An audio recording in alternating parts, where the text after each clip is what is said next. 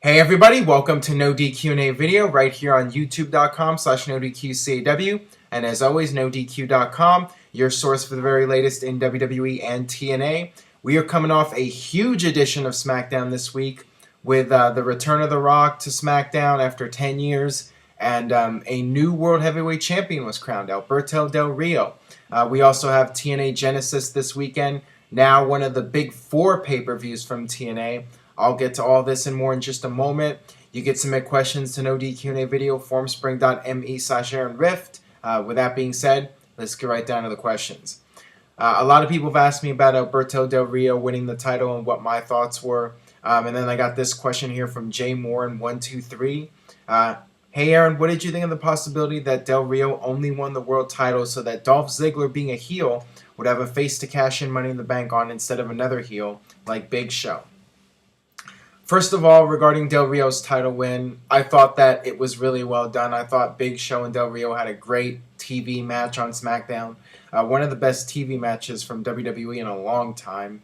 And, the crowd was really into it. They were behind Del Rio. WWE did a good job earlier in the show with Big Show coming out and running down the Latino fans and getting the people behind Del Rio. So WWE did a great job here, and it really did make Alberto Del Rio seem like a huge superstar, and it was something that was much needed, after the whole fiasco last month with him running over Santa Claus, and now he really feels like a top-level babyface again. So thumbs up for Del Rio as a new world champ.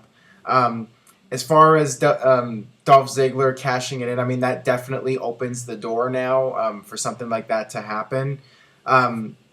Del Rio won the title. WWE's trying to push him as the top Latino babyface and make a new Mexican superstar. But yeah, I mean, that's definitely a possibility now. I mean, you look at the possibilities for WrestleMania.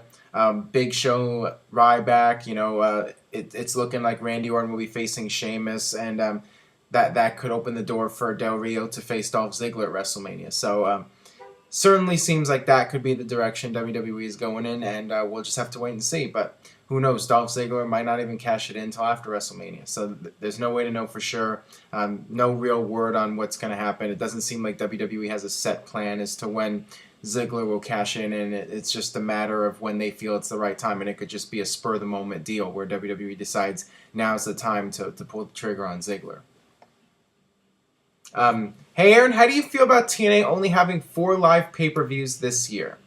This was a big announcement from TNA. They're dropping most of their live pay-per-view events. They're only going to have 4 live pay-per-views now. Genesis, which is this weekend, and then Lockdown in March, and then Slammiversary and Bound for Glory. And the rest of the months will have pay-per-view specials. They're going to be pay-per-view events, but they're going to be taped themed shows, and they're gonna have one show where the 6-sided ring is gonna come back, and another show with TNA legends, and they're doing all these different themes that they're gonna tape in advance and then put on pay-per-view. So what are my thoughts? Will it work? I think it's worth a shot. I mean, those pay-per-views were not doing well, and nobody was buying TNA pay-per-views, and you're able to focus on your major pay-per-views. I think that's a good thing, to cut pay-per-views and focus on the main ones. But the fact is, it doesn't matter how many pay-per-views there are. If people aren't interested in the product, they're not going to spend money on it, regardless of how many pay-per-views there are or how much it is. If they're interested in the product, they'll buy whatever the pay-per-view is and how much it is. But if it's something they don't care about, they're not going to buy it no matter what. So we'll have to wait and see how this experiment goes. But I could see some of those tape specials doing all right. A lot of people are saying, who's going to buy a taped pay-per-view? But I think they'll do okay. And, it's worth a shot. I mean, you have to experiment. You have to try different things. And, I'll give TNA credit at least for trying something different. But to me, it's definitely a sign that they realize that the pay-per-view model that they're doing isn't working. And, in my opinion, it's not just the fact that 12 pay-per-views is too much. I think that if the product was hotter, 12 live pay-per-views a year could work. But with TNA, they got to try something out. So whatever, we'll see how it goes. This one comes from Crayon4810. If WWE goes back to having a 2-hour Raw format, How do you think they will go about it? What would they try to do and save face? Well, I really hope that WWE goes back to a 2-hour format sooner than later, but they seemed hell-bent. Not just WWE, but, USA Network. They're the ones that are behind the 3-hour Raw idea, and, WWE's just going along with it because they're getting more money for it. But I really hope that when the time comes and they go back to 2 hours, don't make a big deal out of it. You don't have to say, what, this didn't work. Let's just, we're going back to 2 hours. Just do it quietly. Just, they could even come up with some sort of silly storyline or whatever. But I think the best way to go is to just, just do it. Don't even make a big deal out of it. Just say, next week we're going to be a 2-hour show. And then, from that show on, you can just say it's 2 hours again. And, they can promote it or whatever, and just let people know that it's going to be 2 hours. But beyond that, you don't really need to do anything else, I think. This one comes from WWE Big Fan. Hey, Aaron, if you had to choose one of these men to be inducted into this year's Hall of Fame in Madison Square Garden, who would it be? Bruno Sammartino, Jake Roberts, Mick Foley, or Owen Hart? By the way, sorry for the tough question. Well, it's not really a tough question. I mean, Mick Foley is now officially announced for the Hall of Fame, and that was no surprise. I figured Mick Foley would be going in this year. And that was heavily rumored for months. Definitely deserving. Mick Foley deserves to be in the Hall of Fame, 100%, absolutely. And Madison Square Garden's the perfect place. I mean, that's where he grew up watching wrestling, and he was there in Madison Square Garden when Jimmy Snuka did the dive off the top of the cage. And Foley had some classic matches, the street fights with Triple H in the Garden, and just a lot of memories for Mick Foley in Madison Square Garden. So very fitting.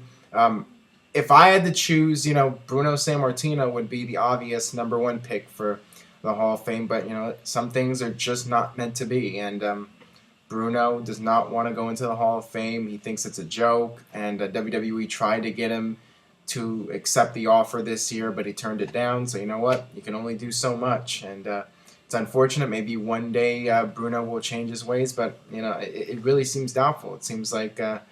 He's felt a certain way about WWE for so many years now. It doesn't look like he's going to change his mind. So, yeah, it's just very unfortunate. All right, this one comes from Mr. Seppi. Hey, Aaron, who do you think of the mid-card talent is WWE going to give a push next year? Big fan from Belgium. The obvious is Dolph Ziggler, and he could very well cash it in this year, maybe against Alberto Del Rio, who knows. Cody Rhodes and Damian Sandow, which, by the way, I thought that those two were great on SmackDown this week in the segment with The Rock. I was very entertained by that segment, and they really stood out. I mean, I loved that segment. So definitely Cody Rhodes and Damian Sandow seem to have a bright future in WWE. And, guys like Dolph Ziggler, those are the guys I see carrying WWE eventually, and maybe even guys like Wade Barrett. We'll just have to wait and see how that goes. It seems WWE doesn't have too many managers anymore. Do you think that they should start having them again? Absolutely. I think that managers can be very useful in terms of being a mouthpiece for guys that aren't really all that good at talking. I mean, that was the whole purpose of managers in the first place, was for the guys that weren't very good on the mic to have a mouthpiece that could talk for them. Paul Heyman is somewhat of a manager for CM Punk, but CM Punk doesn't need a manager. He's a great talker on his own. But Paul Heyman, I think they should really do more with Paul Heyman. They should have him be a manager for some of the up and coming talents. I'd love to see him get behind somebody like Dolph Ziggler, get behind the Shield or whatever. Do more with Paul Heyman. Ricardo's kind of like a manager for Alberto Del Rio. But I would like to see more managers. I think that there's still a place for managers, even though it's the 21st century. I think you can still have managers, and that could help out some of the guys that have the other tools, but just don't really have the verbal skills. This one comes from Rico McClen, 35. Hey, Aaron, do you think Brodus Clay will get a big push, or do you think he will have to change his dancing gimmick? I think that the Brodus Clay dancing gimmick is played out. I think that WWE got as much out of it as possible. Now I think it's the time for him to drop that gimmick and go back to being serious again. Just, let him do something where he snaps and he gets frustrated and he just goes on a rampage. He becomes Godzilla. I think that that's the best way to go with Brodus Clay at this point, and he could be a very successful monster heel. I think that that's what you got to do with him now. I mean, the gimmick was fine and dandy for a while. It was very entertaining, but it had a shelf life, and it's time to do something else. And there's still something you can do with Brodus Clay. So hopefully WWE decides to take a more serious approach to his character. I think that he could be very successful as a heel. All right, that'll do it for this edition of No DQ&A video. Make sure you subscribe, youtube.com/NoDQCAW. Tell a friend on Facebook, Twitter. Make sure you follow NoDQ on social media, twitter.com/NoDQDOTCOM. Same thing for Facebook, facebook.com, NoDQDOTCOM. And you can add me on Facebook, my personal page, facebook.com/AaronRift. And stay tuned to NoDQ.com. We have TNA Genesis coming up. The coverage you can check out at NoDQ.com. And I'll see you next time for more.